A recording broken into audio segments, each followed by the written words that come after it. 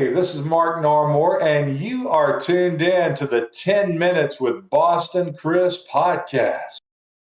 Hey guys, welcome to another fabulous episode of the Boston Chris podcast. And this week, guys, we have a treat for y'all.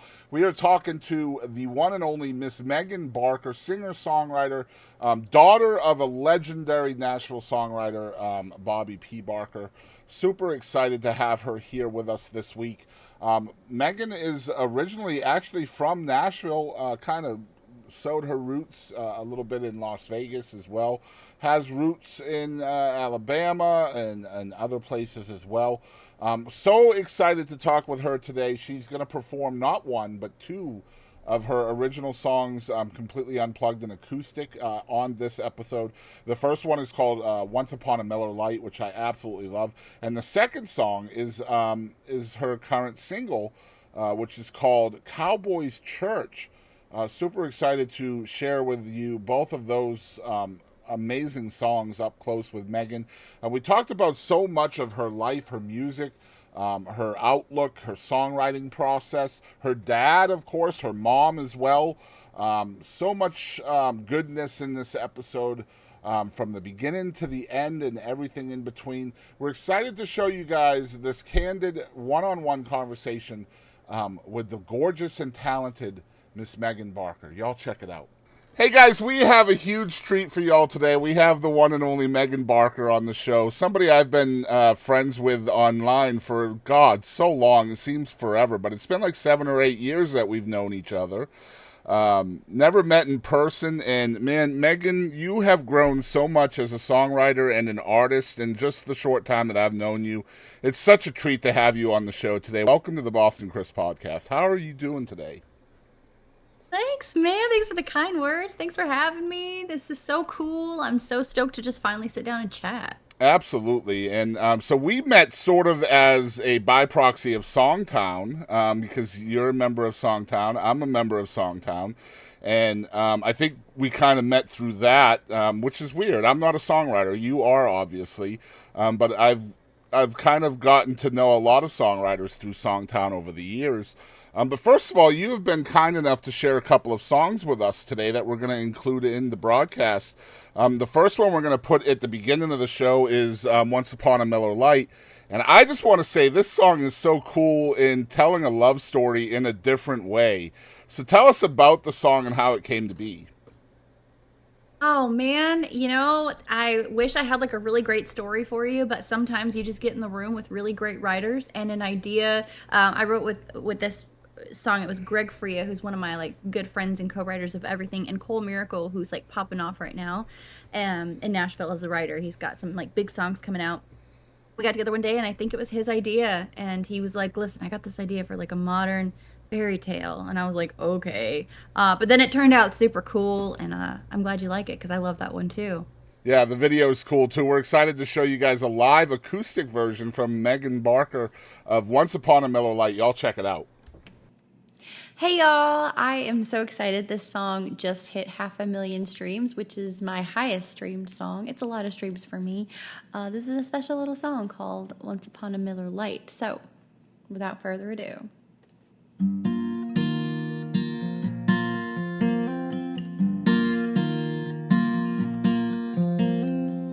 Let me tell you about a girl and a guy. Same bar, same night, they walk in. Same time, let me tell you about their first dance. His boots, her dress, his heart in her hands. Ooh, they were cold beer sipping. Whoever would have guessed it?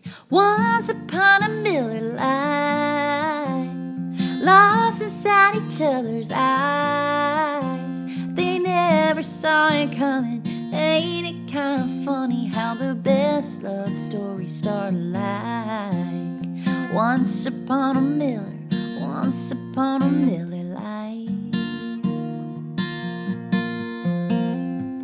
Let me tell you how they ended up there. Missed flight for him, she met her friends, and ooh, his two-tone Ford might as well have been a white horse. Once upon a Miller Lite.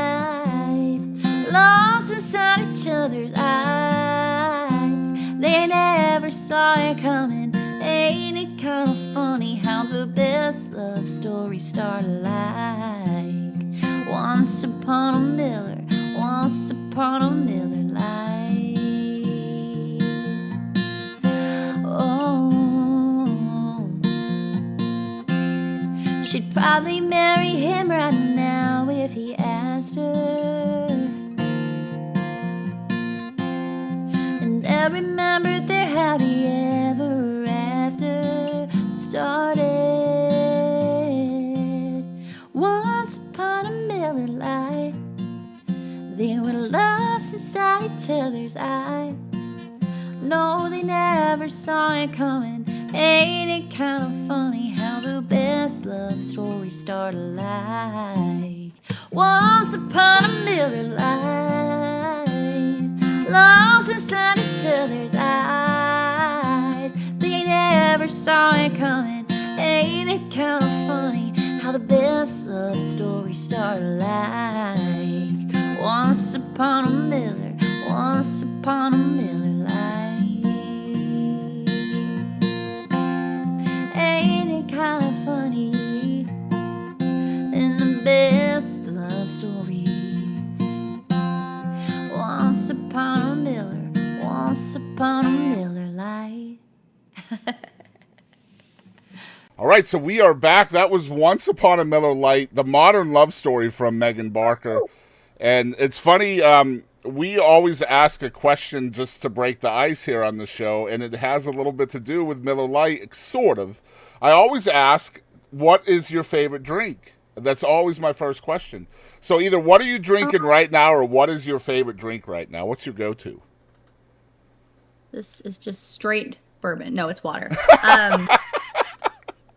I'm not very interesting, man. I'm not much of a party animal. My favorite drink, I love my iced coffee in the morning. I love a Diet Coke in the afternoon. Bam, bam, thank you, ma'am. I hear you. I know that's not a... Well, we got a little bit in common there. I love the iced coffee when I wake up. I have to have that coffee because it kind of stems that the appetite a little bit. Helps me skip breakfast, right? But well, yeah, it does. It's definitely an appetite suppressant. It's also the best part of my day. I look forward to having my coffee because I feel jazzed after, and yeah, it's the best. You feel like you're ready to tackle anything then. And it's... I do. Isn't it so sad when you're out of coffee too, though? Like, oh, man.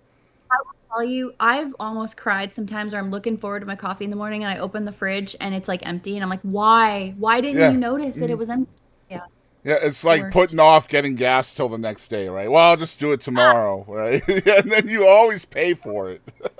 You always pay for it every time. Absolutely. All right, so before we get started with some of the serious stuff, I kind of wanted to congratulate you first on everything you got going on, all the things you've done, all the cool things happening to you, and we're going to get into all of those things here on the show. I wish we had about 9 hours with you. I have so much to ask, and all the stuff you have going on. I'm a huge... We'll talk. Yeah, absolutely. I'm a fan of yours, also a friend, and I'm super proud of you. So here we go. Let's start with songwriting and music. It's literally in your blood. Literally. Your dad is literally, in my opinion, Nashville royalty when it comes to songwriting and music in general.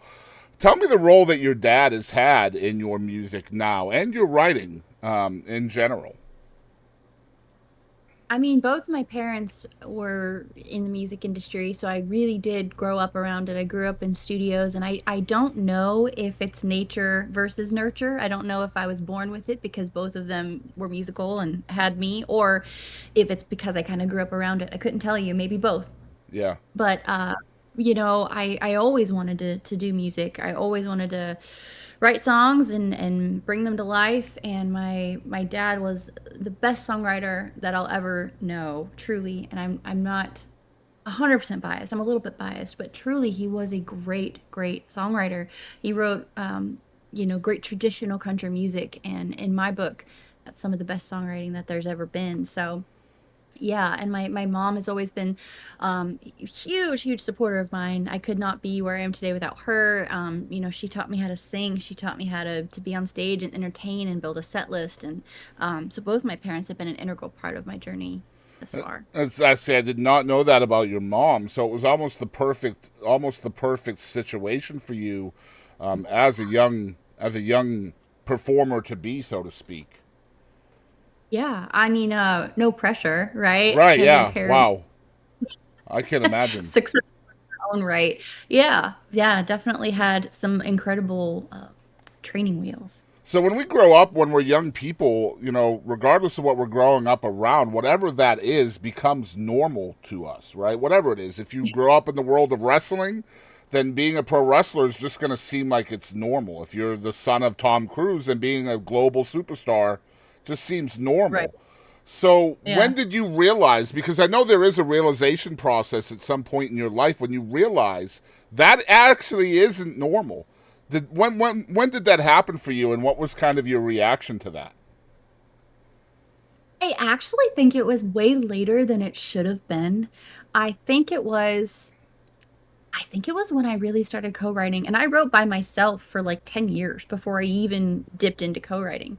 I think it was when I started collaborating with other people and I realized that I kind of had this baseline, which is a blessing, that a lot of people didn't have. This baseline understanding of like the business side and also just how to write a song and what happens and um kind of like how people say like I forget more than you'll ever know or that kind of expression.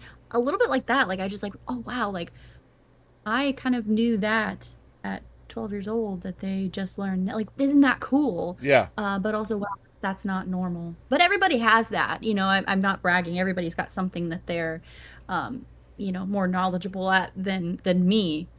But I think I learned some stuff early on that other people maybe learned later about the music world. And there's a lot about the nuts and bolts, I imagine, too, of the music world, the engineering process, the production side of things that you probably learned way younger than a normal artist would learn. And that's going to be a huge benefit. You know what I mean? Yeah, I mean, I remember somebody asking me like, "What's the difference between a publisher and a producer?" And I was like, "Well, just because they both start with P's doesn't mean they're even like close to the same job." But like, I just kind of grew up around it a little bit. My parents talking about people, and so, yeah, I guess the music industry at least was always I kind of understood the basics of it anyway. Yeah. I don't claim to understand what the heck is going on, but I know the basics. And so that terminology existed for you at a young age, stuff like song plugging and on hold and cuts and demos and Exactly. master tapes. And so all of that stuff, I mean, there's artists that are signed to big labels today that probably don't know the stuff you knew at 6 years old when it comes to that kind of stuff. And like I said, this is a huge benefit, I think. And it definitely shines through in your work today as an adult and serious artist in your own right, obviously. Other than your parents, what other influences kind of shaped your early musical ears? I guess I should say. Well, I always loved music, and I know everybody says that, but I really did on like a deep level. I studied it, but I didn't really decide that I wanted to do music as a career until I was like 13 when I discovered John Mayer. And Okay. just kind of had this light moment. I just was like, oh my God, that's what I'm gonna do.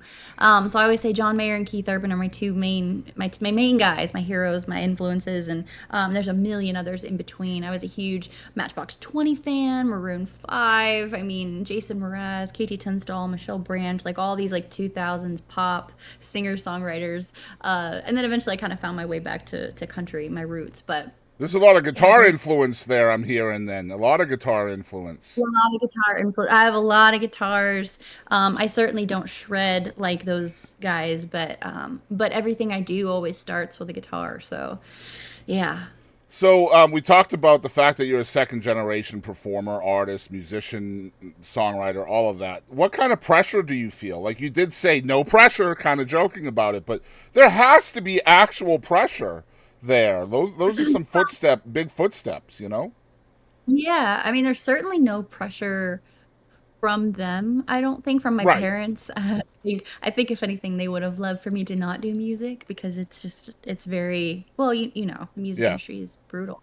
Yep. Um, But I put a lot of pressure on myself, especially when I walk around town touting that both of my parents were in country music. It's like, okay, kid, well, I hope you don't suck because now your name's attached to their legacy, Yep. So So I really am. I've been hustling for a long time just to try to do something to make them proud. That's really what it comes down to. So it's just kind of a small motto: just don't suck, right? Just don't suck, please. Don't I suck. wake up every day, man, and I'm like, Lord, Well, don't let today say I suck. you have certainly accomplished that. That's for sure. So at some point, you did find yourself in Las Vegas. Grew up in Nashville, I understand. So, I mean, obviously, both your parents are in country music at the time. So, tell us how you ended up in Las Vegas, of all places. Well, my parents got divorced when I was like 9. And so when they split up, my mom had family in Vegas, so we went out there. I went with my mom and my sister and went to like middle school and high school in Vegas. And then during high school I started coming back and forth to Nashville because, songwriting. And did that for a really long time. I had an apartment here. So I would go play on the strip for a week or two and save up all my money and then spend it on a rental car and my apartment in Nashville. I did that for a long time before I finally planted my roots back here in February 2017. Yeah, that's the gist. I spent my teens just playing on the strip and cutting my teeth doing that. And so you and I became friends in 2016, and that's why I wanted to talk about Vegas, because I remember those days of you really trying to get your name to be seen in a town where, in my opinion, this is not your opinion, or maybe it is, but I'm not going to speak for you. In my opinion, Vegas is really difficult for a young artist to be seen and heard. So I saw the struggle that you had back in those times 8 years ago with Vegas. So what I'd love to hear is tell us about some of the struggles you may have faced as a young artist in Las Vegas, of all places, where they're really known for extravagance and kind of the older artists that have residencies there and stuff like that. What is the music life like in Las Vegas, and how did you fit into that? I'm really grateful for the music scene in Vegas. I started playing open mics when I was like 15, 16, and that led me to like this great little friend group I had. And we would go play at like bookstores and art festivals, and that was super cool experience for me. And then I don't know, by the time I was like 16, I was like, well, I want to make money doing this. So I started playing more paying gigs and cover gigs and that was really cool. But the music scene in Vegas is I don't think I knew very many country artists, and by that point I knew I wanted to do country music. Um, and there was a lot of great bands that have come out of Vegas. I mean, Imagine Dragons came out of Vegas, Panic at the Disco. Um, there's more that I'm blanking on, but they're all not country. So Mm-hmm. yeah, so I think I always knew that I needed to be back in Nashville if I wanted to be a writer and maybe do country music. Um, Whoops, sorry, is that me? I Yeah, I might don't. cut out. No, you still sound fine to me. Okay, sorry. Weird. There's a ghost. I use this all the time. That's never happened. Anyway, yeah. Um, yeah, I'm sure there's some great country artists coming out of Vegas. I don't know them yet, but I knew I needed to be in Nashville. Maybe it's just in my soul So I because it mean, was yeah, home. it's already there, from an early age, the whole Nashville vibe. So I imagine you probably maybe felt a little bit like a fish out of water in Vegas, just based on your want tos in country music. But you did you mentioned you did end up back in Nashville around 2017, 2018, and you released your Yeah. first EP around that time. And some of your songs from that first EP really kind of blew up. And I mean, you're still an extremely young artist at the time. So in that time, you see your first couple of cuts that are really doing well. How do you keep yourself grounded during that time as a young artist? Well, I had actually put out a whole bunch of music before that in when I was living in Vegas. I was super young, and none of it was I ever had a producer. It was always I got some musicians together and we banged it out. And I'm really grateful for that. I think all of that stuff is great, and I'm super proud of it. I don't think I'll ever be one of those artists that like pulls stuff down, because I really do see baby Megan and the talent and she was so hungry for it, and I'm not ashamed of any of it. But when I got to Nashville full time, the first thing I did was I met somebody told me to meet with the producer. Actually, it was Jason Duke. Me and Jason Duke, who's a big songwriter. He wrote Mm-hmm. Dibs for Kelsey Ballerini. he had coffee with me, bless him. And I was like, I don't know what I'm doing. I just got here. And he was like, well, I think you need a producer. And I was like, oh, that's a great idea. And so I just happened to meet Brad Hill. I don't even remember how we met. And I had some money saved up and we made this little EP. And my whole plan was to just get it to labels, get it to publishers. That's the next step. And so sure enough, like 1 year, I think it was like my 1 year anniversary of being in Nashville. Basically, I had I had a label meeting, which sounds crazy, with like the top dog. It just all just kind of happened. And no contracts were signed or anything like that. But what a whirlwind experience! That this project did exactly what I wanted it to do, which was just like introduce myself formally as like, hi, I'm Megan, and I'm here. So super grateful for that whole experience. And a lot of things started happening for you on the heels of that, with endorsements, sold out shows, just all kinds of things just happening all of a sudden for you. And just it was amazing to watch from my perspective as a fan of yours. But tell us about your work ethic, because I know your work ethic is very important to you just by following you and seeing you on your social media. What's your work ethic like in specifically getting your brand and your music to new ears? It's so interesting to hear what my story sounds like from other people. So I'm glad to hear it's positive things, like you're like, oh, you must have a work ethic. Well, I'm really glad it comes off that way, because it definitely feels like it. I try to. Yeah, I think I kind of figured out when I got here I didn't want to waste any more time. Part of me kind of wishes I had come here even sooner than I did. It's so funny you say that. Just let me interrupt just for a second. You talk about wasting time. You're such a young artist. You're not wasting time at this point. But just keep going. I'm sorry. Well, I think it was a little bit too of the era of Taylor Swift, and Yeah. I was Demi Lovato and Selena Gomez, these like Disney stars that I was watching on TV at the time were having records out when they were like 16, and so I think it's a little bit of that. eh, Toxic, I don't know, I'm just gonna say it, Competitiveness. I mentality. gotcha. I gotcha. Oh, just a little bit of unnecessary pressure I probably didn't need, but yeah, I think, yeah, I don't know, the whole thing is just kind of wild when you zoom out. But the work ethic thing, I do work really hard. I appreciate you saying that. I try to, man, I try to do something every day to move the needle and give myself some grace when it doesn't feel like the needle's moving, because a lot of the time it doesn't feel like it's Oh, moving. you're telling me. But it is. Yeah. Yeah, I'm sure it's the same for anything you're working on. You don't see it, and I try to like explain it, like if you're like climbing up a mountain and you're just watching your feet the whole time, you don't really notice how far you've come until you turn around and look. So I try to just turn around and look every now and then and be like, all right, girl, keep going. Like, you got this. Oh, what a great way of putting it. I love to hear it in those terms. That's a good point. Yeah, if zooming out definitely does help with perspective. And we get so Yeah. wrapped up in not zooming out and being laser focused on ahead instead of behind, that we don't always realize how far we have come. That's a good point. Yeah. Yeah. Yeah, absolutely. It's tough. My girlfriend Holly, I've never seen Frozen. I know that's a sin, but she said there's a quote in Frozen or Frozen 2 where they say just do the next right thing. I need to watch that movie because that just stays with me. I'm like, okay, just do the next right thing. That's all you can do, right? Man, imagine being inspired by a movie you've never seen. I know. I'm the worst. I'm sorry, but it's because I work so hard. I don't have time to watch movies. No, that's not true. That's not true. That's not true. I watch movies all the time. So just switching gears a little bit, one of the things obviously that I want to talk to you about is songwriting, and it's such a I'm such a songwriting nerd, and I love to hear the creative process behind songs and art in general.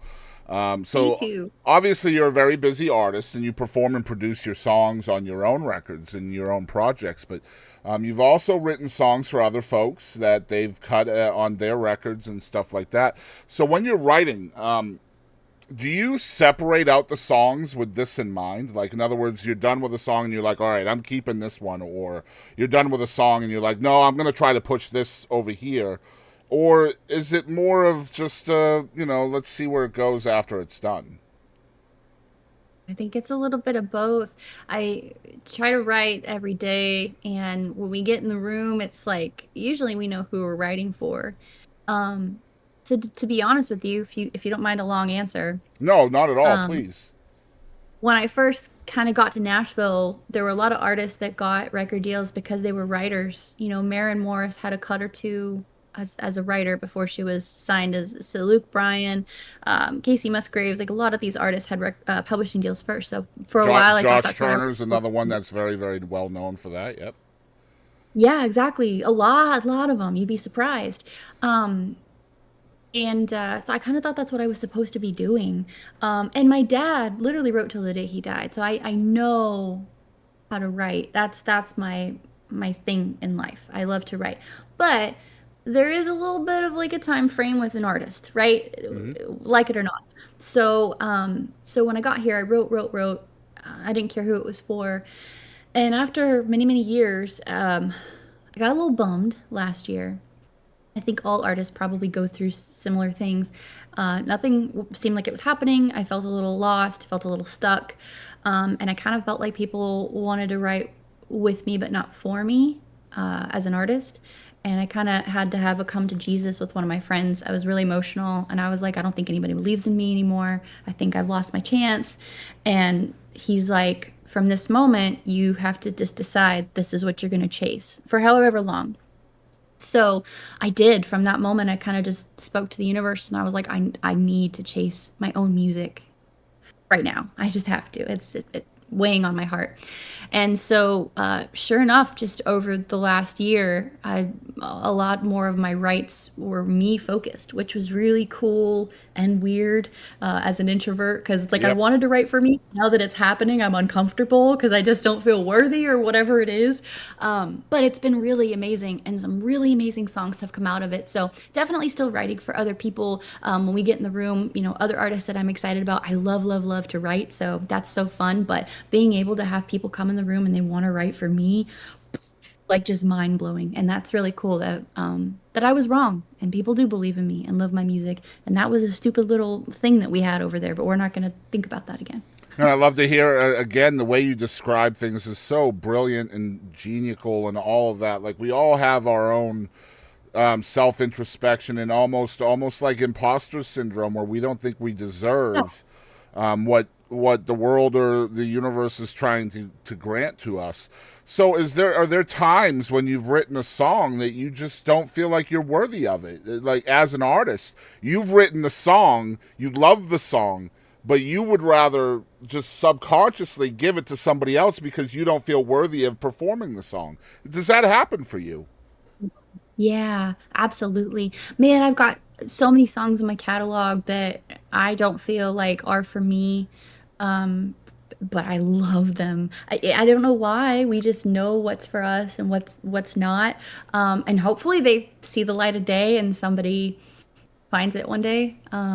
But you know, that's Nashville in general. There's thousands of songs written every day that, oh my God, maybe nobody will ever hear. How heartbreaking is that? But yeah, and I think and I'm sure we'll talk about Cowboy's Church, but that's a song that I didn't think was for me. Um, but then I just had a vision of it being mine and then got one of my heroes to sing it with me. That whole experience has been a mental mind F. Mm-hmm. There's been a lot to unpack with that for So sure. what does that conversation sound like within your head when you don't feel like you deserve the song, but there's a part of you that's pushing you to perform it or record it as an artist? What's that inner conversation like? It's got to be interesting, right? The argument, like, what's the Yeah, fight? absolutely. I've always pushed myself, even when I'm not comfortable. I think when you're uncomfortable, you're growing. All those stupid cliche things that we hear, Absolutely. they're all true. I hate it, but it's true. So, anything that scares me, generally, I'm like, all right, well, if you want to do it, but you're chicken, you're gonna do it anyway. Hmm. And so, yeah, I mean, there's tons of insecurities that go along with that, and we just do it anyway, right? We do it scared. Yep, I love that. I love it, and we all have that inner dialogue. We all do. Yeah. That's why Oh mental man. health is so important nowadays to really, You know, we all focus so much on losing weight and building muscle and all of these physical attributes that are so important to people. And nobody works out their mind and their mental health, and all of that is Oh, just as you important. are so articulate. I love the way you speak things, and I fumble around and look for words, and you just say it. It's amazing. That's so true. Yeah. So true. And so, I mean, for me, just personally speaking, I try to put things into my ears that put me in a good place and not a bad place. So if I find myself going down the wrong river, so to speak, then I try to put something into my ears that's going to make me not necessarily see the surroundings that I have in front of me right now, and maybe take me to a different place that's a little bit more copacetic for my mental health rather than Like what, what like books or music or whatever, whatever. yeah, whatever it might be, whatever, you know, we all have our go-to's, right? Like for physical health, our go-to's are to go walking or to go to the gym. We have to have those go-to's for our mental health too, whether it's just quiet time or whether it's yoga or meditation or praying or whatever it is. I don't feel like people go to those places enough because they don't think their mental health is quite as important as the way they look or feel. You know what I mean? Oh my gosh, no, you're giving me insight right now. I'm like, where do I go? I need to do some searching after this, some internal time. Yeah, it's important, I think. And like I said, it's easier to tell somebody else about this stuff too, rather than making yourself believe it, right? So like, yeah. Yeah, and I think too, we're so guilty for whatever reason of just thinking that if you think someone's beautiful or talented, you just assume, well, they know they're beautiful and Mm, talented. They don't have a care in the world. And it's like, oh man, honestly, sometimes I think the more talented people I've met, the more insecure they are. Once you get to know them and they reveal some of that internal stuff, you're like, what? hmm. You thought that about yourself? That's crazy. It's weird. Yeah, I learned a long time ago. I don't know how I learned it or whatever, but I'm so happy I did that. Just to like a short, kind, sometimes awkward moment between a person and another person that I've never met.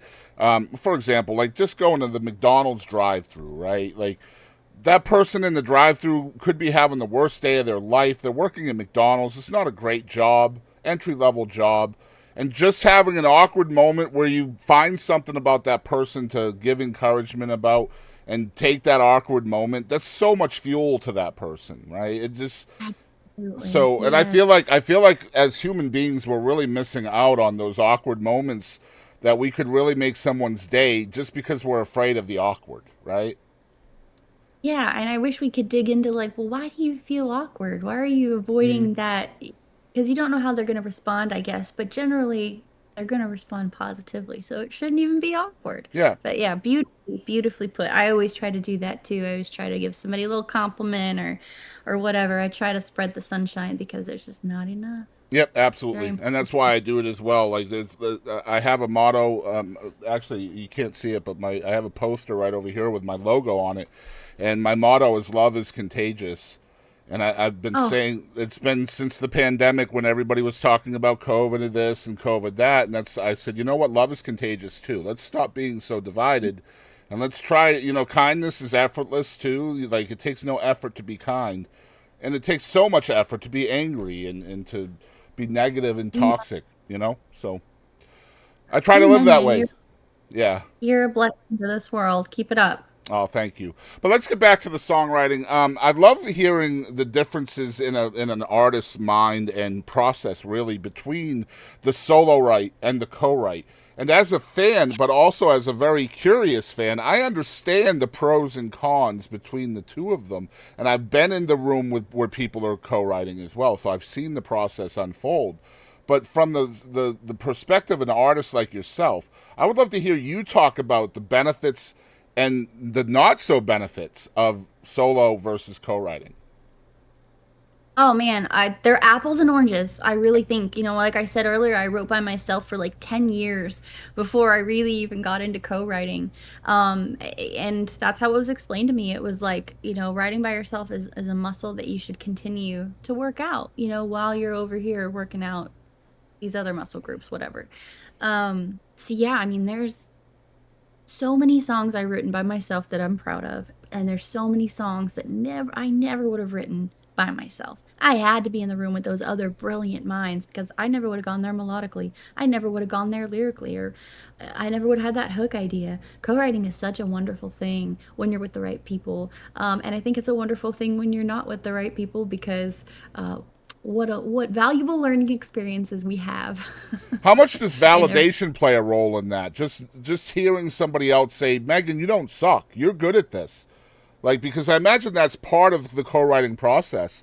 Whereas if you're just writing alone all the time, you don't necessarily know if it's good or not. Maybe you do more so than others because of your background with your dad and your mom. But as a regular songwriter without those kind of, that base to fall back on, you may not know whether a song is good or not unless you bring in somebody else to tell you, this is good. that's so true. I don't even know if I ever really thought about it, but sure, I guess it is kind of validating when you're writing in the room with other people and you throw out a line and they're like, "Oh, I love that." And you're just like, "Oh, yes. Right. Got one." So that probably does build up your confidence after a while, and I never even really thought about it. But yeah, what a wonderful what a wonderful way to think about it. Yeah, Yeah. I imagine it fills up the cup in a way that you can't fill it up yourself. You know what I mean? Like just hearing that outside voice, it can be so important, I Probably. think. Well, and I feel like for many years that I was here and I was writing for other people, I wasn't getting any cuts though. Like nobody was, and outside cuts are so hard right Yeah. now. Hmm. But I was writing with other artists and they weren't releasing what we were writing, and it wasn't really for me. That was probably getting me down a lot. But then all of a sudden it kind of exploded, and there was a whole bunch of songs coming out that I got to be a part of, and that was super validating. I remember the Heels put out a song on their album called Symptoms that we wrote, which I think we wrote right before COVID, which was like hilarious timing with the title, Total Accident. But it's a great song, and their producer's fantastic. And I remember crying in the car because I was like, I've never heard somebody else sing like words that I wrote and that sounded this great. Like, and I had a moment, and I was like, okay, you can do this. But yeah, super validating, I guess, when I look back and think about it. All right, I'm gonna switch gears again just a bit. I'm probably gonna pay you. Hopefully, you'll take this as a huge compliment. It's one of the things that I really love about your music, and I think you'll really dig what I'm about to say. But one of the things I love about your music is your unbelievable ability to kind of channel the present, the past, and the future of country music within your sound. I'm going to give you examples now, okay? Maybe you haven't even heard this before, but Cowboy's Church, for me, we'll talk more in depth about the song at the end of the episode, but that kind of represents to me the past of country music. It's got the steel, it's got the heavy traditional sound. Then you have a song like A Friend Like That, which really represents modern country and kind of the tone of that, how Nashville is now. Then you take a song like Cowboys, which I feel like could be the future of country music, and you have kind of shaped all of this stuff within your sound. So I'm curious if there's been a strategy for that within your songwriting to kind of present that to your audience. All three of those, past, present, and future. I wish I could tell you I had a big team and there was a big strategy meeting and it was all part of the plan. But I tell you, the last couple years have been so crucial to me in my artistry that if I liked it, I'm putting it out. If I love it, I want to see if other people love it. So Cowboys was kind of an accident. I just wrote it with some friends, Cole Miracles on that as well. And he's got like like a brother-in-law or a cousin or something who is a great producer, Scott Griffin. I forget how they're related, but he's fantastic, and he produced the demo. And I was like, can we just dress this up and just have me put it out, because we had been pitching it around and nobody wanted it. So anyway, that direction, I'm just trying to say, stylistically, was never my goal. I love pop music. I grew up listening to pop, but I know I'm not a pop artist. But I just thought, what the hell, just put it out and wear a blue leotard and pink gloves in the video, and just I showed my wife that video today, and my original outline for this interview did not have Cowboys in it at all. Now, I've been listening to Cowboys for probably 8 or 9 months now. It's been part of my playlist. Aw. So I showed her the video today, and her first words were, wow, she has Taylor Swift vibes in this song. And I was like, well, yeah, absolutely. Like, I was like, if Taylor Swift and like Aha had a baby, this is the song, right? Like, and Yeah. she was like, you have to talk about Cowboys. Just the song, the video, just the whole presentation of it is so different. Geez, there's even like Egyptian vibes in the video. Like, it's so cool, man. It's so different than anything else I've I'm ever seen. so glad that somebody watched it. Yeah, yeah. Like I said, it's all just kind of a labor of love, just doing stuff because I wanted to, you know? And you could be a pop artist. Based on that song alone, you absolutely could go down that road and be successful, I think.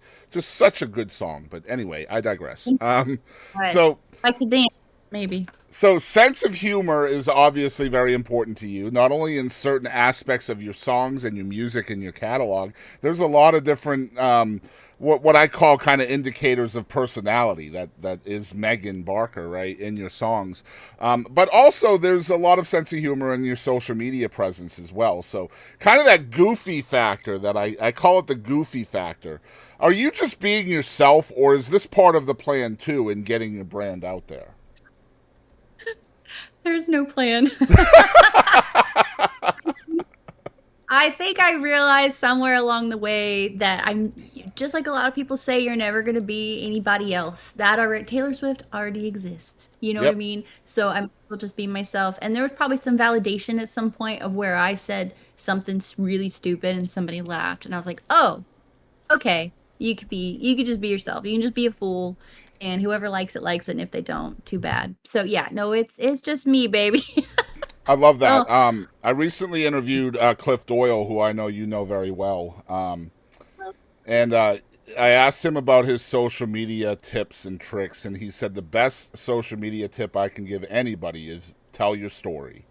Just yeah. tell your story. You don't need it to necessarily say where you're going to be or what song is coming out. Those are important as well, but use it to tell your story. And so that is definitely something you do, not just in like written form, but like seeing your short form content on TikTok and Reels and things like that. It's just such a cool follow, and I hope you guys out there will follow her at the very least. Follow her short form content, her TikTok, her Facebook Reels, and you guys will really love that. I promise you. A lot, because you know what a struggle it is. The social media game in general is such a struggle sometimes. It's a blessing and a curse. You know, And there's good yeah, and sides if to you it. stop feeding it, it will starve to death, and it will hurt you. It seems like you want to give up on it so many times, and then for me personally, I put out a joke every day, every single day, a different joke, whether it's a dad joke, a story joke, maybe a little bit of dark humor. I have these breaking news things where I'll tell a news story that's funny. Like for instance, today's story was our top story today. A man is still in critical condition. What was it? After swallowing $250,000 in large bills. Doctors say no change is expected. So, just like little Did you, snippets. Say what? you write that joke? I didn't. It's Colin Mockery from Whose Line Is It Anyway that did it. Come on. But yeah, Oh man. yeah, I put one of those out a week, and one dad joke a week, and one story joke a week, one liners. I do that because it's different than the rest of my content. So I just want something that's adding light to somebody's life, essentially. Absolutely. But I'll tell you what, you don't realize that people are watching until you don't post one. You know what I It's mean? so true. Yeah. Yep. Yes. And So that, true. and it's cool. I mean, that is kind of validating too. Like when you miss a day or you forget or whatever, and you've done this thing for months and months, then there's three people who are like, "When's the joke coming out today? I'm waiting for your joke." And like, it's like, okay, you people don't comment on anything when I post, but as soon as I don't, you do. That makes me so crazy, by the way. Yes. Is people don't comment or don't hit the like button. We're just too tired, I think, these Hmm. days to be there's so much content being spat at us every day that we can't even be bothered to like double tap and heart anymore. I think it's I don't just know the if it's mindless swipe, right? I think we think we're already doing it, right? exactly. So Hmm. because I have people tell me all the time, like I'll go into a write and they're like, "Oh, I love that thing you posted." And I'm like, "Oh, I don't remember seeing that you liked it." I don't say that, Yeah. but I'm just like, But mental the note, thought is everyone. there. Yeah. And then you feel guilty for thinking it too, right? Like that happens to me all the time. Yeah, I mean, I don't think of it like that. I just think of like, okay, people are watching, but they're not hitting like. That's okay. But Right. just like reminder, because people aren't hearting it doesn't mean they're not seeing it. So do you strategically start thinking like, okay, so how do I get those folks who are liking it to actually interact? Because that's what I do. Like, what do I have to do to further this relationship with my listener? You know what I mean? That's smart. No, yeah, no, you should be in charge of my career. That's brilliant. I don't have any clues. If I had a clue, I'd have a bigger following, I guess. Shoot, if I had a clue, I would as well. I'm there with you. Right? Nope. All right, It's so a mystery. let's talk about one of the things I find very unusual about Megan Barker, and then her face is going to drop. She's going to be like, unusual? That's not a good word, but it is in this aspect. So you are kind of known for writing original Christmas music or holiday music, and this is unusual to me. You do not hear original holiday music anymore. It's always the standards, always the traditional. But you have not only written original music, but you're having success with it. So, and to the point where people are calling you the Queen of Christmas at this point, which that's pretty dope. So is there a different process for you in writing songs that are specifically for a holiday versus a regular song? Sure. I think I've always loved Christmas music on like another level. It's just got such a special place in my heart. Obviously, music's always been a big part of my life and my upbringing. So Christmas music was that as well. I feel like it is not Christmas until we have the James Taylor Christmas album on for whatever reason. That was just really important. So I knew I wanted to write some Christmas music, and I don't. Talking to a lot of friends, nobody likes to write Christmas music because it's daunting. It's very difficult to say anything that isn't Already too said. cheap. Already said. And I do feel like maybe you don't have to write Christmas music to sound like Christmas music, but I certainly wanted it to sound like Christmas music, which is all those jazz chords and all that specific sound. So I thought it was really fun. I've pulled in some wonderful co-writers that I thought could be up to the task with me, and I think we accomplished it. I mean, I'm so proud of Miss and Mistletoe. I think it's just a beautiful Christmas song that could be a classic in my mind. Like if it was on a playlist and I didn't write it, I'd be like, oh, I think that's beautiful. But that's just me tooting my own little Christmas horn. But yeah, it's a challenge and it's fun and I love it so much. And Robert Oerman was part of that song with you too, right? He did. He gave us a review, which was so cool. Oh my Yeah. gosh. Yeah. Everybody in Nashville wants Robert Orman to comment on something. Yeah, that's a And big ever deal. since Yeah, that's a big it deal. is, I've been Yeah. trying to get him to comment on something ever since, and it hasn't happened. But I've got the one, so it's good enough for Oh, you me. just gotta have, slide some gingerbread cookies over to him or something. I think maybe, I don't know. Uh, so I talked about at the beginning of the episode. There's so many different aspects to Megan that I want to talk about today, and I don't want to feel like we're rushing through them because I do want to try to touch on as many things as we can. But you just also toured the state of Texas somewhat recently. What was that experience like? I am in Texas, so I'm always curious when an artist comes here Oh, for the first time what their thoughts were.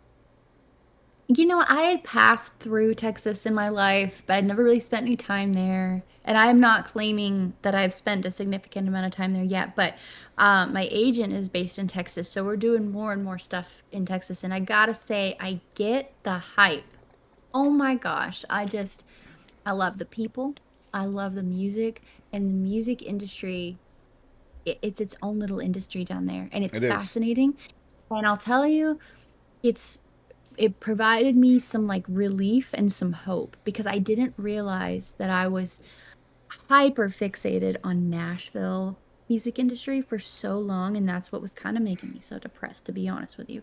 And when I went to Texas and zoomed out, and I was like, there's so much music world around you and you're not even seeing it. And Texas was such a great example of that. You know, there's all kinds of bands and musicians and songwriters that are making a living and building a name for themselves and doing the thing, you know, on their own terms. And independent music And kind of rules the world here, which is always a good thing. It's kind of the anti-Nashville in that aspect, where I mean, Nashville has its own lane of independence as well, from non-label artists. Don't get me wrong, but like Texas is known for that, and Texas listeners sort of gravitate towards somebody that they know is kind of the salt of the earth rather than going the major label route.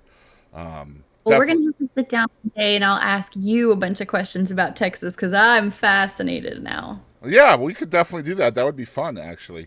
But yeah, speaking of Texas, let's get into the new single because the song is really great, and there's a Texas connection to this, which I'll get into. And I want to hear how this relationship happened as well.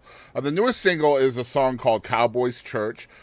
Before we get into that, you just literally, I think either today or yesterday, found out that this song has been nominated for Christian Song of the Year at the Texas Country Music Awards. Congratulations on that. That's going to be awesome to hear. Thank you so much. It's pretty crazy. Yeah, I went to the awards last year for the first time with my agent Diane, and just went down to Billy Bob's to check it out because I'd heard all the hype. And a friend of mine had won an award, and I kind of went on his behalf to pick it up for him. I was, come on, I get to go to the awards and pick up his award for him. Like, sure, Right? yeah, buddy, you won.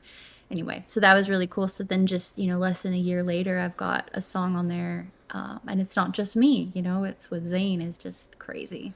Yeah, Zane Williams from the Wider Blue. And obviously, I'm a huge fan of Zane's just from his old songwriters challenges that he used to do. I don't know if you remember those, but man, those were Still do. always fun. Yeah, he still does them from time to time. But yeah, he's just such a phenomenal artist, Texas through and through. And first of all, tell us how that happened. Like, how did you end up with Zane? I keep telling my wife all the time when we play this song. I'm sorry I'm all over the place here, but like to have Zane Williams singing a harmony on your song, that's got to be just holy crap, right? I know. I know. I don't even know where to start. I'm gonna be honest, this is so cringe. I've like practiced telling this story because I'm like, Megan, you've got to come up with like a succinct, coherent story. But one, I'm just too Hopefully more emotional. coherent than my question, I hope. You are so much more articulate than me. Like so many times in interviews, I'm like, this was a mistake. This was a mistake. You're not making any sense. It's a very long story. I'll try to make it quick. Essentially, I met Diane and we started working together. She's a booking agent in Texas, and we're working on some cool stuff. And she got me some shows lined up, and one of them was to open for a band called the Wilder Blue at Do Do at the Big Barn, which I had heard about that, and I was like, oh, I would love to play there. Are you kidding? Yes, please Yeah. sign me up. Never heard of this band called the Wilder Blue though. That's cool. I heard they're great. And so I think I listened to one song before, like a schmuck. And before the show, I opened for them. They seemed like nice guys. We did a quick hello. Their bus had broken down. They were late. It was a whole thing. And so I get off stage. I'm at the merch table doing my thing. They come on and I watch their show and I'm like, holy leap. Like I've only had a handful of moments in my life where somebody musically impacted me and I had a moment and it was one of those moments and I was like, Mhm. what the hell, Megan?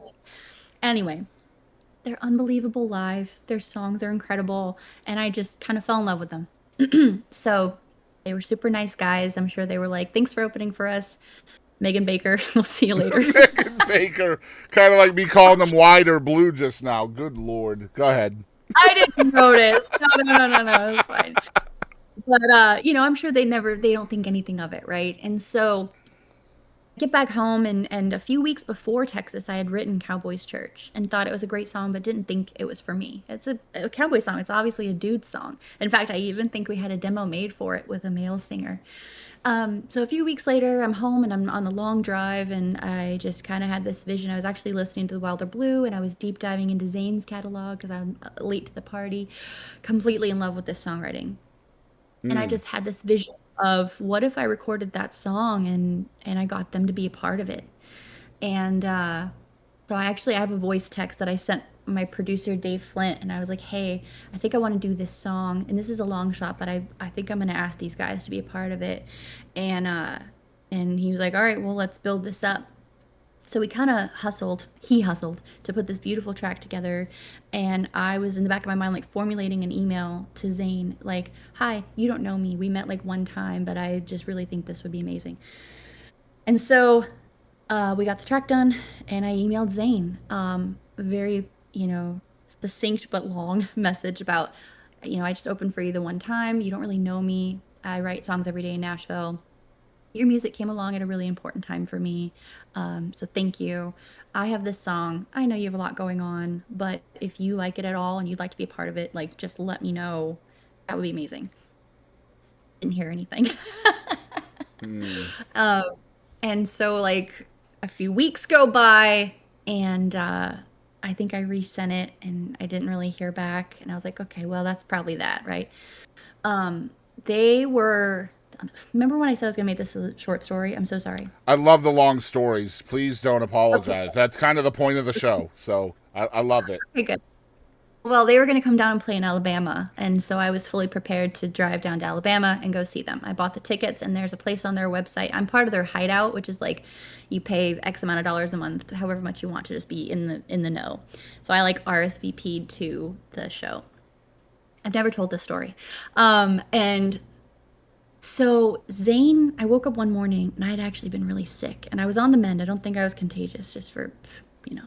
But I woke up and I had an email from Zane, and I was like, "Holy crap!" Zane Williams just emailed me, and he was like, "Hey Megan, we do this thing where we draw names from a hat of people who RSVP'd to the show, and then we bring them on the bus and we hang out. I see that you're coming, and we oddly enough drew your name. Do you guys want to come hang out on the bus tonight, and we'll talk about the song?" And I was No like, way. No around. way. I was just, I you don't want to know, like the dancing and the singing and the craziness. Don't ever tell Zane, by the way, that I was not cool. Just let him be under the impression that I'm Never. cool. I'm not going to tag him in this at all. But anyway, so we went and we met on the bus, and we didn't really get a chance to talk about the song. And I was like, God bless. What do I do now? Like, that was so fun. The show was amazing. He played a song I requested at the end of the night as the encore. It was like a magical night. That was a chef's kiss. But then a few days later, they were in town for Americana Fest playing two shows. I went to both of them because they were probably like, this girl's crazy, but whatever. And I had a girlfriend surprise me. I told her where I was going, and she was surprising me there. Brittany Brody, I'll call Brittany out. And she called me and she's like, Megan, I'm here at the show. I'm looking for these guys that you keep talking about. Um, and what's the race car driver's name that Zane looks like? Oh, Do you know what Richard I'm talking Petty. Richard Petty, right? about? Yeah. He was like, I think I'm here with your friend. He's like a Richard Petty looking mother effer. And I was like, Brittany, please be cool, please. And I heard him laughing in the background. Anyway, so I guess That's great. don't do anything, don't say anything about the song. She knew all about what I was chasing. And so by the time I got there, like she was like, "Oh yeah, he's in. I already talked to him about the song." And I was like, so frustrated, so embarrassed. But anyway, so long story long. It took a really long time to get the vocal because since then they've like signed with Luke Combs management, Mm-hmm. and Morris for booking, so they are just so unbelievably busy. And yeah, so for a split second, it was maybe going to be the Wilder Blue, but there's just too much going on. So I got Zane's approval to be like just a feature of me and him, and Lyndon is who's their drummer. He's actually on there too. But yeah, it Amazing. took some time. What a great Yeah. story. We're going to use that as a sneak peek if it's okay with you. We'll use that Oh as a sneak God. peek I of hope the. it made sense. That's It, as condensed it as was it. great. It was great. No, you did a good job. And man, I'll tell you, it's so difficult nowadays to man, to conversate with somebody you've never met through email and try to articulate how much passion you have in what you do and why you Yes. want to have them. Like, just for me, from my perspective, like, I love what I do here. I'm so passionate about this and telling somebody's story, but trying to convey that to somebody you've never met, and perhaps they have 100,000 or 1 million followers or whatever. They're not gonna necessarily spend an iota of a second on somebody with 5,000 followers on Facebook, but you want to convey Yeah. that passion and hope the passion shines through more than the numbers do. At least from my perspective. That's not from your No, perspective, but I'm so grateful for what you do, and I have a little bit of a complex where when I'm speaking, I feel like no one's listening. I don't know if it's like an artist thing yeah. or what. So appreciate you letting me tell the story and letting me ramble. And I just want to underline how kind of a guy Zane is and Yeah. has been through this process. And he didn't have to be a Well, part of this in I've any been trying to manner. get Zane on this show or any of my shows in the past for a long time. And like I said, it's hard to know. You talk about the complex. It's hard to know if somebody has seen it or not. Or, like, have they seen it and they're ghosting you? Have they not seen it? Should I send it again? Is two too many I times? Is three too many times? Am I being so persevering or am I being annoying? Like, it's, I know it's a fine line, man. yeah, And I truly attribute because and Zane has shared a lot personally, like in the hideout, that he's been going through a lot in his personal life too. And I think, I don't know yeah. if it's a secret, but I think he like publicly, but he handles himself so well Mm, despite all the stuff that's going on in his life. So I really am trying to say that I attribute it all to the song. I yeah. think the song guy, and I think he heard the song and he heard what I heard, which is like, I really think this song is special. I know you Incredibly don't know. special. And we're excited. We're going to show a live version of Megan playing this song completely unplugged for us right now. Y'all check it out. It's Cowboy's Church by Megan Barker, not Baker. This is called Cowboy's Church.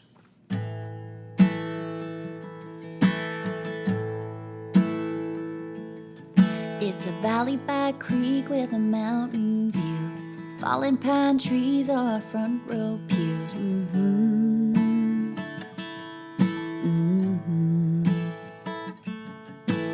Meadowlark singing just like a choir. Ain't no talk of brimstone fire.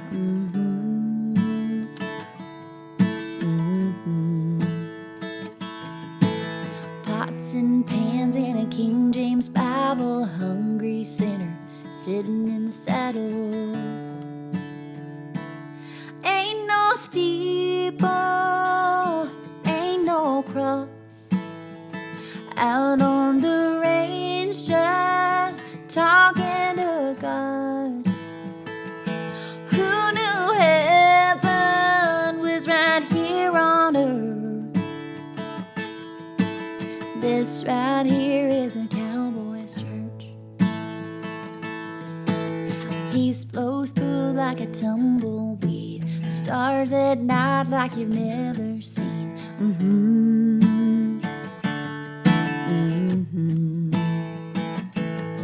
Got red dirt stains on the knees and hands. Ain't no doubt this is holy land.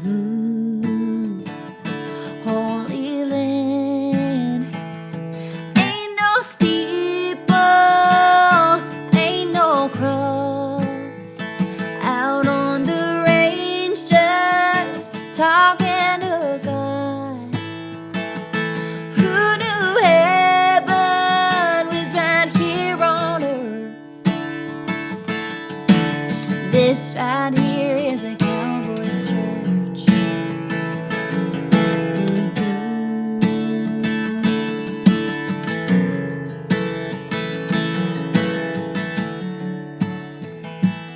Ain't no steeple, ain't no cross, out on the range just talking to God.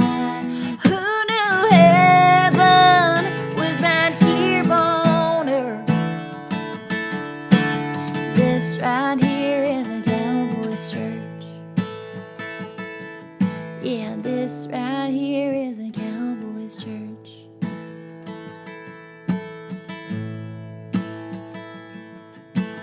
Ain't no doubt this is holy land.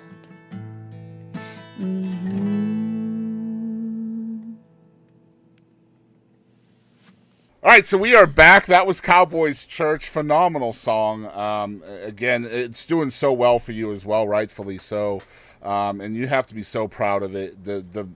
I know you said the song was kind of rushed, but boy, you don't feel that in the end production of it, do you? I don't think so, and I attribute that to Dave Flynn, and there's some other great people who played on that. And the track is just been, it's just kind of been magical from the get go. This whole experience, unlike anything else I've ever been a part of. Uh, I knew I wanted a lonesome fiddle, and that was like that was kind of it's kind of like the only direction I was like, hey, Flint, I hear a lonesome fiddle on the front, and he was like, cool, and then the rest is him. And that's the past we were talking about earlier, like kind of an ode to the past of country music. Yeah. That is obviously a major part of your fiber, growing up Yeah. with your mom and your dad. So it was kind of an ode to them. And I love the message behind the song. I'm not overly religious, probably never will be, but I understand the message of the song in kind of the perspective of, life gets you busy and you don't necessarily have to go to church to have a relationship. Your church can be anywhere. It doesn't have to have a steeple. It doesn't have to have all of those things. The songwriting is impeccable in it. It's relevant to people. It resonates with people of all walks of faith. And just kudos on the message in the song, for sure. Thank you so much. I think that's what we were shooting for, and I'm glad to hear it. Yeah. It- So what's next for you? What's coming up for Megan Barker now? Man, I got so much more music I'm working on, and I'm just so excited about all of it. I'm honestly just chomping at the bit to get it out, with or without strategy, which is probably something I should work on. But No I'm over here strategy, doing but plenty of personality, right? man, what I don't have in strategy, I make up for in giggles, I guess. Uh, I just love everything I'm getting to do, and I feel like I'm just getting started, which is crazy. So last question is always possibly the hardest one to answer for an artist. And I ask this like a professional wrestler. Who do you think you are? Who is Megan Barker, in your opinion? Who is Megan Barker? Yes. Oh, well, you have a couch? How much time do you have? I don't know. I mean, is that like how I hope, what kind of mark I hope I leave? Well, just what if someone asked you out there, who are you? What would be your answer? Mm, I'm a songwriter at heart, who loves to be on stage and connect with people and maybe make people feel less alone, maybe take them out of their lives for just a minute and take them somewhere else, wherever that is, someplace fun, someplace heartfelt, maybe someone to kind of hold your hand through the hurt because we all hurt. Yeah, at the end of the day, I just kind of want to write songs that maybe live on just a little bit. What else could you ask for? I don't really know anything else. Good answer. And so where can people follow along with everything you have going on? Where do you send them to support you? Well, I got all the socials. You can find them all at meganbarker.com. That's Barker, not Baker. Megan Barker Music on Instagram, Facebook, TikTok, YouTube, whatever you got. I'm on it. And Spotify. Follow me on Spotify. People care about those numbers. It's silly, but there it is. Spotify's very important. Yeah, just hit that follow button. And honestly, if you don't use Spotify, but you really love an artist, download the app just long enough to follow that artist. Then uninstall the app. It's fine. Amen. Yeah. Yeah. Just that follow. The follow alone means so much, not just in your overall numbers, but it also helps with monetization on the app. It also helps with bookings and distribution and all of the things, the nuts and bolts that we talked about earlier. I don't like it. I know you probably don't either. That people look at that and it's some kind of validation behind an artist rather than the creativity. But it is unfortunately how it is. And so if you can't buy a record or a T-shirt or a hat or whatever, go hit that follow button on Spotify, on YouTube, everywhere. Right? I think people don't realize how connected all of it is, but like you said, like if your Spotify numbers are low, you're not going to get the booking. Do you know what I mean? It's like a butterfly effect. So if you like an artist, follow.